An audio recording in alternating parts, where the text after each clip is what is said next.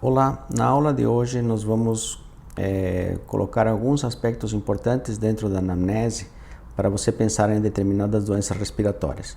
Assim, por exemplo, queria começar por este slide, né, onde você vai pensar em doenças mais prevalentes na faixa etária de criança, por exemplo, como por exemplo bronquiolite, fibrose cística, sarampo, coqueluche, tuberculose primária, né, pneumonia por estafilococo.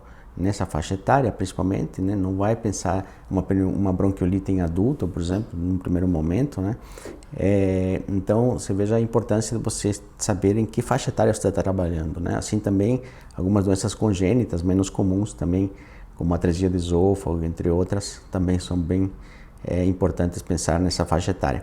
Nos adultos, por outro lado, logicamente, o DPOC vai se destacar, né, que seria então o enfisema ou bronquite crônica, numa faixa etária entre 40 e 60 anos, sendo menos frequente após essas idades, ou seja, após os 60 e antes dos 40, geralmente com uma carga tabágica maior do que 20 anos maço, pelo menos, e também é mais comum em homens também, mas na faixa etária vocês vejam que adultos, né, são importantes. Se um DPOC começa antes de 40 anos de idade, você deve pensar até em fibrose, em deficiência de alfa-1 antitripsina, né? Então, que é uma doença que favorece uma DPOC mais precocemente. Por outro lado, pneumonias em idosos são bem frequentes, tanto é que são o grupo etário que tem que tomar a vacina antes, né, de todo mundo, e geralmente é obrigatório a vacinação antipneumocócica em idosos acima de 65 anos e também a da influenza, para justamente evitar não só a pneumonia por influenza, mas também a complicação que eventualmente possa ocorrer na sequência como a pneumonia bacteriana. Então tem que se tomar as duas vacinas nessa faixa etária. O sexo, algumas doenças são mais prevalentes no sexo feminino, por exemplo, como doenças do tecido conjuntivo, ou chamada também colagenoses, né? Já nos homens são mais comuns, como eu falei antes, o DPOC e câncer de pulmão, até pelo hábito tabágico, ainda prevaleceu um pouco em homens, embora esteja quase se nivelando já a incidência de mulheres fumantes, né?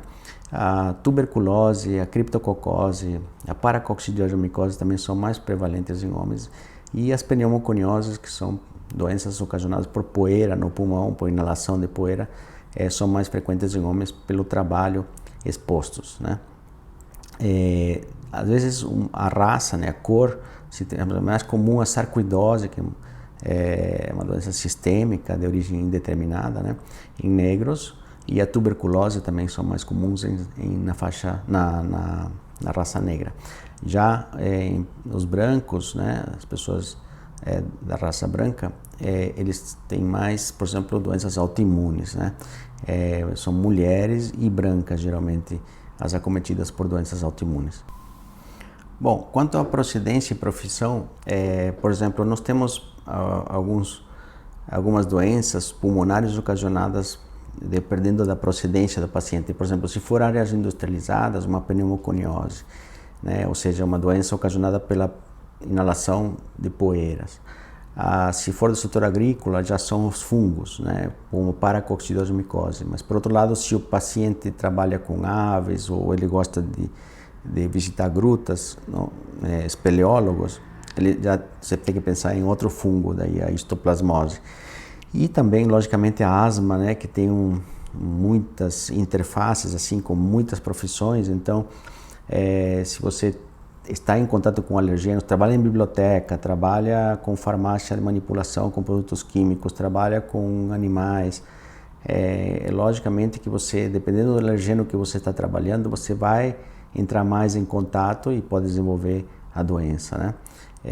Por outro lado, essa tabelinha aqui é bem ilustrativa porque mostra cada poeira na pneumoconiose, a doença chamada, né, pela respectiva poeira, por exemplo, sílica, silicose, talco, talcose, né, asbesto, o amianto também chamado asbestose.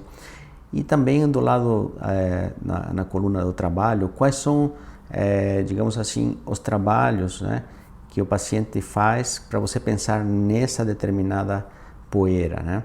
Então, mineradores de carvão, por exemplo, que trabalham com grafite, você vai pensar em antracose, né? Se você pensa em pessoas que trabalham com indústria de materiais isolantes, construção civil, demolição de prédios, é asbestose. Então, assim você vai depois, com calma, vendo essa tabela e observando quais são as determinadas poeiras relacionadas com a doença. Todas essas poeiras aqui têm o nome genérico, se chama de pneumoconiose. Se você sabe exatamente a poeira que está sendo acometida, que o paciente que foi acometido, foi exposto, aí você diz que é determinado tipo, né? Asbestose, silicose, talcose, siderose e assim por diante. Muito bem. Na história pregressa, aqui sim é bem rico, porque nós temos várias situações, né, clínicas, né, que te fazem pensar em determinadas doenças. Por exemplo, se o paciente te conta na história pregressa que ele sofreu de infecções graves na infância ou juventude, você pode pensar, bom, agora essa queixa que eu estou aqui na frente do paciente pode ser em decorrência de uma fibrose pulmonar, portanto, tendo em vista ele ter tido tanta infecção no passado. Ou, de repente, está frente a uma bronquiectasia, também pela agressão que sofreu no passado, porque ele teve sarampo, ele teve coqueluche.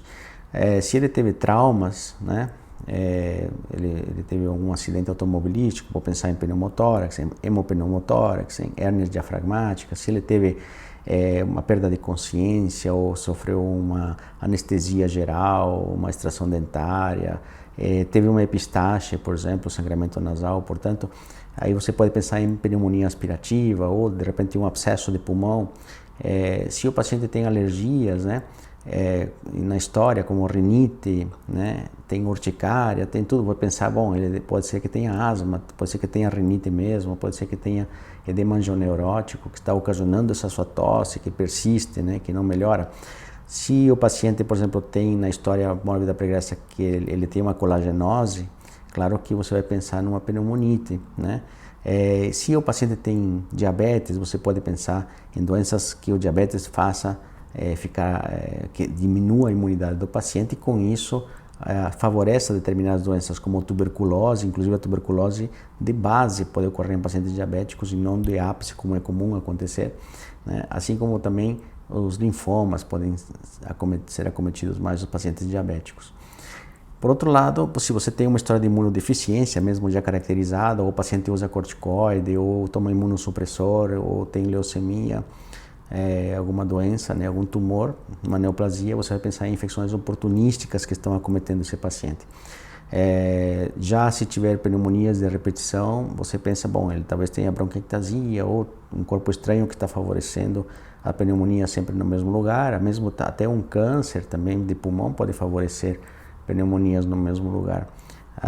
De repente tem AIDS doença, né? Se o paciente te conta que tem uma paciente te conta que teve CA de mama, você pode pensar, bom, eu posso ter um derrame pleural em decorrência de um CA de mama que essa paciente teve, ou um nódulo que eu achei que era um nódulo, mas na verdade pode ser uma metástase. Se ele sofreu radioterapia para tratamento de doença neoplásica, você pode pensar em pneumonite actínica. Se ele tem tromboflebites, inclusive de repetição, você pode pensar como um síndrome paraneoplásico, um carcinoma brônquico. A mesma coisa, se tiver trombose venosa profunda também, mas a trombose venosa profunda também tem a doença mais importante relacionada a ela, que é a embolia de pulmão. Na verdade, o tromboembolismo venoso, né, abrange tanto a trombose venosa profunda quanto a embolia de pulmão. Nem todo paciente que tem trombose venosa profunda terá embolia de pulmão, mas alguns pacientes podem ter embolia de pulmão, que se caracterizará por uma falta de ar súbita, dor pleurítica, né, taquicardia, enfim, dessaturação, dispneia importante. Então tem que pensar nessa situação. Se ele tem internamentos frequentes ou teve um internamento, melhor dizendo, recente, você pode pensar que de repente a pneumonia que você estava imaginando que fosse comunitária possa estar relacionado com a pneumonia relacionada com o internamento e, portanto, o germe é diferente. Às vezes são gram-negativos os que ocasionam as pneumonias desses pacientes internados ou que tiveram próximo de um internamento. Se ele esteve em ventilação mecânica, por outro lado, você pode pensar em pseudomonas, né? E assim por diante. Veja aqui como que é importante o raciocínio, né? A história familiar Por outro lado, vai interessar muito, né, a atopia, né, a asma. O termo atopia é quando você usa que um paciente, olha, né, a história familiar dele é bem atópica, por exemplo, tem história de alergias, ou seja, tem rinite, tem asma, tem urticária, tem desidrose, ou seja, um paciente que tem uma história na família bem atópica. Então, a história familiar é muito importante, então, dessa situação, ver as alergias. Se tem enfisema na família também, o paciente tem que tomar mais cuidado, que ele pode ter mais chance de também ter enfisema se ele fumar. Fibrose cística, então também, bronquiectasias e outras doenças menos comuns, né? O uso de fármacos muitas vezes ocasionam, né, o problema do paciente também. Muito comum o paciente usar, por exemplo, a amiodarona há muito tempo, não ter feito um controle, ou mesmo o metronidazole, não ter feito um controle, e aí vir para você já com uma pneumonite, já com uma lesão pulmonar instalada. Então é bom que quando o paciente usa esses medicamentos de uso contínuo, ele faça um controle de tempos em tempos para ver se o pulmão não está sendo acometido.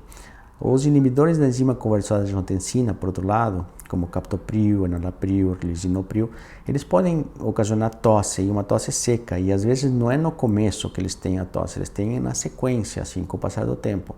Então, se de repente o paciente vem, depois de meses de estar usando uma medicação dessa, ou mesmo no começo, né, mas às vezes pode vir meses depois, e ele diz que tem uma tosse que ninguém descobre o que é, às vezes só trocar o antihipertensivo, que ele pode melhorar a tosse dentro de uma semana, geralmente já se resolve a situação.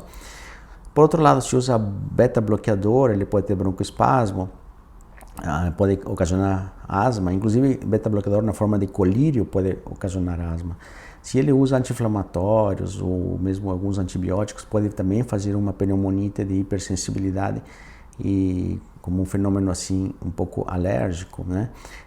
Óleos minerais, laxantes, tudo pode fazer refluxo e fazer pneumonias também, né? E aqui nessa situação, nesse outro ponto, hábitos de vida, talvez seja o ponto mais importante assim da aula, para mostrar o tabagismo como uma situação importante, né? Que o tabagismo, na verdade, é uma dependência química, tem ali COCD, FDC7, como vocês estão vendo. E a carga tabágica, né, importante, que pode ocasionar doenças pulmonares, como o DPOC, principalmente, são a carga tabágica de 20 maços ano, né? A carga tabágica, como vocês estão vendo ali na fórmula, ela é calculada através do número de cigarros ao dia que o paciente, então, fuma, e o tempo que ele está fumando em anos, essa quantidade de cigarros. E se divide por 20, que é o que tem numa carteira de cigarros, né? Para você saber essa carga tabágica. Então, por exemplo, um paciente que fuma uma carteira ao dia há 30 anos, você bota lá 20 cigarros, né? Que é uma carteira ao dia, vezes 30 anos, dividido por 20. Isso vai dar 25 maços ano. Então, já é risco de ter doença pulmonar obstrutiva crônica, já tem risco. Claro que o risco não é só disso, né? Mas o risco também é de asma, bronquite crônica, enfisema, câncer, entre outros tumores, inclusive pâncreas, bexiga e outros que o cigarro pode ocasionar. Também lembrar, né, que se o DPOC ocorrer com 5 anos de tabagismo apenas, você já começa a pensar em uma deficiência de alfa-1 antitrypsina. Por outro lado, alguns pacientes relatam assim: bom, doutor, mas eu não fumo assim, eu só fumo um cigarro artesanal, assim. Bom, um cigarro artesanal equivale a 3 cigarros, mais ou menos, como vocês estão vendo ali. 1 hora de narguilé equivale a 100 cigarros industrializados, né? E 3 cigarros de maconha, uma xixa, equivale a 20 cigarros, ou seja, uma carteira ao dia, como se fosse, né? Ou em 3 cigarros, uma carteira, em 3 cigarros equivale a uma carteira. Um charuto ou cachimbo equivale também a uma carteira, né? E o fumante passivo equivale a mais ou menos uns 4 cigarros estar fumando, né? Porque tem gente que fala assim: doutor, eu não trago, né? Eu não trago, nem trago. Bom, mesmo que você não tragasse, que o outro na tua frente estivesse fumando, né? Você já estaria fumando 4 cigarros. Então imagina se você coloca na boca o cigarro, com certeza é mais do que isso, né? Então essa é uma parte importante da aula para vocês saberem. E sempre coloquem na história, nas condições de hábito de vida, pessoal, a carga tabágica do paciente. Não adianta você colocar que fuma e fica por isso. Tem que você fuma, tá? Quanto fuma? há quanto tempo fuma, qual que é a carga tabágica do paciente, né? Para você raciocinar, né? Aqui nos hábitos de vida também nós temos algumas outras situações, como por exemplo, se o paciente é etilista e ele está com febre, tosse, pode ter uma pneumonia por Klebsiella, né? Se o paciente usa nebulizações muito frequentes, você pode ter às vezes uma infecção pulmonar por Pseudomonas ou Aerobacter. Se usa heroína, ele pode fazer um edema agudo de pulmão por uso de heroína, né? Então, são situações clínicas importantes também. Bom, muito bem, era isso que eu tinha que falar nesta aula e nos vemos na próxima aula. Obrigado.